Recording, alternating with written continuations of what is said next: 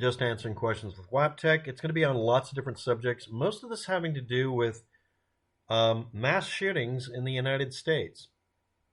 Now, I'm just going to give the answers and then maybe some of the questions that were brought up, if I can bring them up, but I've tried to erase them so that I don't waste your time. But I've already wasted 20 seconds, so here we go. Bridge guy. Did he have a hat on, or was he just suffering from some strange form of balding? Could have been both. I don't really think it matters because the video data is so utterly worthless, along with the person of interest composite sketches, and only one of them matching the guy on the bridge, and the police department being very cagey about things and basically asking for the guilty party to come forward because they can't get any further. And constantly hitting that they're going to get the guy any day now, which has turned out to be bullshit. It's crying wolf. We don't have enough data to evaluate that. But it's a hat. That's my conclusion. That's the quote-unquote truth. The facts are, we don't have very many facts to work with. The video and audio data is basically worthless. A channel called Curly JK Videos had one on, and lots of vids on, could some person of interest or random person be the bridge guy? Seems like witch hunting, but okay. And brought up a specific person, a previous detective for the Carroll County Sheriff's Office, Tony Liggett. And it has no more or no less merit than every other video, which means it's utter garbage because we don't have the evidence. And I assure you that I'm absolutely positive this is a conclusion, or my truth, as I'm going to call it, instead of facts. I'm very sure that the police department does not have any evidence at this point that would point to a specific person because they haven't done anything with it. People are like, well, they know who it is. They knew he was in the room. No, they were just trying to trigger a person so they could get a reaction out of people in the crowd. The police department has been playing mind games with the public, trying to get the person who's guilty to come forward. And it hasn't worked because the person's moved on, most likely. If they're smart, if a smart killer is what you're dealing with, they're never going to come forward and they're going to move on and they're not going to leave any records anywhere. In a video on the Ink Blotter channel, someone has a video showing a person holding a shirt to his ear, covering his face with it apparently, and poking out under the jacket is the legs of a baby doll. Now, I'm not sure if this is also referring to Tony Liggett, but let's say it's just a random person. This could have been someone holding an actual toy doll that was that was owned by a kid, or it could have been anything that physically, vaguely looks like that. A lot of people are guilty of pareidolia when it comes to the shootings, or excuse me, the killings. I don't know who was shooting in Delphi. So I don't put that past any viewer. But I'm not seeing where that video is, so I can't find it to evaluate it. But thank you for bringing up both videos. But again, anybody saying someone is definitively the killer because of a person walking on a bridge who may not have been the killer, that's, if they don't have a central conceit, this just could be a person who's walking through. We don't know that the person was the killer. We don't. I'm sorry, but we're done. And yes, I don't trust the police department because they keep playing mind games trying to get the killer to come forward. So inadvertently, they made it to where they're a worthless source of data too. I'm sorry, I'm very harsh on the police department there. Let's move on. The Las Vegas massacre. Stephen Paddock, the killer.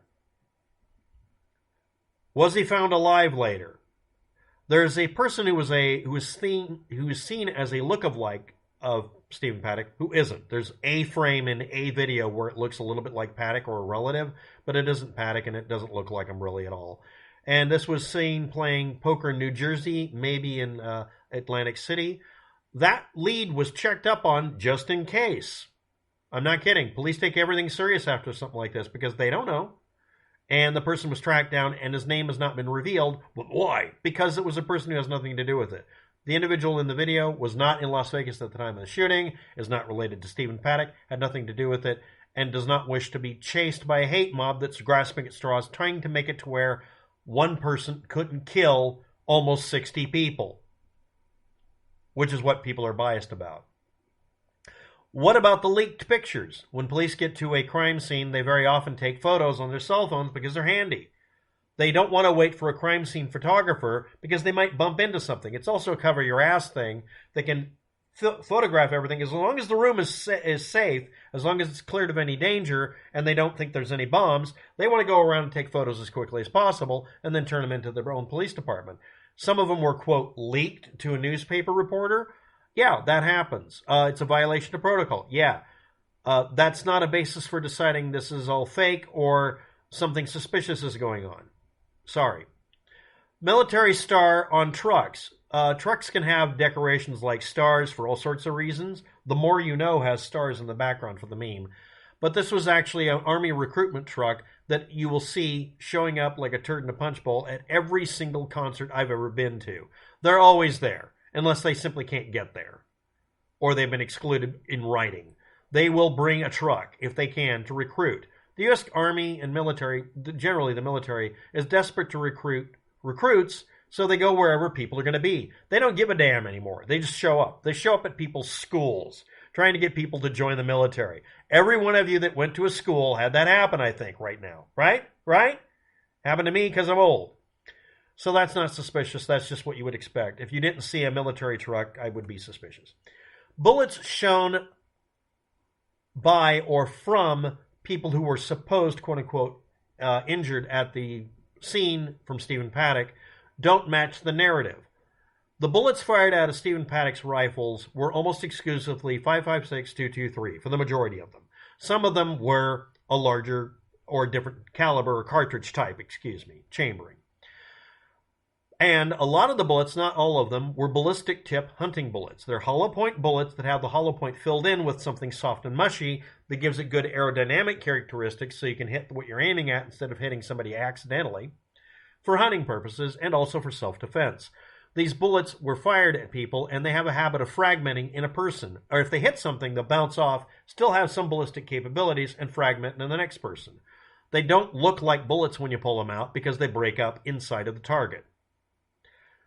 Could these have been pellets? Just because Jesus Campos mistook a fragment from a piece of wall that broke off, or metal, or an actual fragment of a bullet for being a pellet gun wound doesn't mean the rest of them have to be pellets. Next, I can't find many or any pictures of any of the bullets recovered because, again, they were fragments, or most of the bullets. The only thing you see are empty shell casings and some unfired cartridges in the room because the bullets hit things and broke up. I think they did recover 3 or 4 completely real bullets because they were not ballistic tip or something else that would break on impact. Look-alike seeing playing poker in New Jersey at Atlantic City not being Stephen Paddock was confirmed and tested, and all of the other stuff that I'm not even going to go into about that shooting has gotten old. It was not staged. It wasn't faked. It literally is what we're being told now as far as history books. Again, at the time, every newspaper reporter and every police officer gave a different story every 5 minutes because they didn't know what the answers were. They didn't want to appear to be ignorant, even though they were, so they just told us what they had available at the time, and some of it was rumors and some of it was factual. Was it intentional to confuse people? No. Should they have not done it? Yes. Another shooting that happened at a grocery store being asked about. Aaron Salter Jr., his history. He's considered a hero now because he confronted the attacker. He dreamed of getting cars to run on water, but did not achieve this. His LinkedIn profile is still up. A few days prior to the incident, there's a rumor that his AWS Hydrogen Technologies LLC Buffalo, New York company filed a patent. The patent that was filed is labeled 2016 and then a bunch of other numbers. Method or system for powering an engine using the byproducts of electrolysis. But this was for hydrogen fuel cell improvements, not for running on water. It did not mention using water as the raw material or even an altered form of it. And it was filed 2015, not recently. And is not a reason for a hate gunman to shoot up a market and cause a lot more deaths from a person who may or may not have been able to do anything or being in the line of fire. This is a person shooting up the place because they wanted to shoot up the place and kill everybody in it, and had done his background work. There was no fixation on Aaron Salter Jr. or patents, and there's no social media evidence of this individual being obsessed with perpetual motion machines or anything else. Also, Those of you who believe that a person's going to bust up oil companies that regularly pay bribe money through PAC money to the U.S. government through politicians is going to patent something through the U.S. Patent Office and out themselves so they can get killed instead of just dumping the design to the internet and giving it away. If you really believe that that's a narrative that really works, you aren't paying attention to your own narratives. A hotel called the Cecil, existing or being recorded as having deaths from 1924 when it was first opened till 2015. 18 deaths total that are considered of note or of interest. Actual deaths, all of them. That works out to once every 5 years in a 91-year period of time. Only murders, 2 of them. One person who would feed the pigeons on the corner up the street, who was murdered by somebody who didn't like them, and a murder, in not-so quotes, of a person who thought that they'd given birth to a baby that was stillborn and simply threw it out the window. I'm not going to go into that. But that's the only 2 murders that are actually listed. The rest of the deaths are 8 to 14 cases of suicide, depending on how you look at it. 6 of them were people who fell that were probable suicides. It's the only real explanation, but they can't completely declare them suicides. There were 2 people who committed suicide by firearm, and it was explicit and unambiguous. 3 people jumped, and those were unambiguous suicides. Hence the reason this is a suicide location mostly. 1 person who cut their throat and left a note, unambiguous. And 2 persons who committed suicide by poisoning who are unambiguous as well. The only thing besides suicides and the only 2 murders is a person who died from poisoning, and it's again a suspected suicide or accidental poisoning by ODing or something, but it's not confirmed as being anything else, so it's considered a death. And 1 drowning death, which is what I did a video about, of a person who climbed up a stair, climbed up to the top part of the building, went out through an open, unlocked window onto the fire escape, crawled up through a transom or whatever on that fire escape to get to the roof, walked around on the roof, found a little building on top, which is where a lot of utilities and stuff like are placed in on many buildings, found a ladder attached to it, crawled up on top of it, jumped onto the only thing that they could jump off of it to, which was the water tank, opened a lid, 2 of them were open out of 4, opened one of the lids, and fell in and drowned. This isn't a mystery, that's what happened. The idea that this location has such a mythology about it is because of all of the not suicides or murders, which is, the murders aren't the majority. It's people who have that as their last location and go missing and then are found.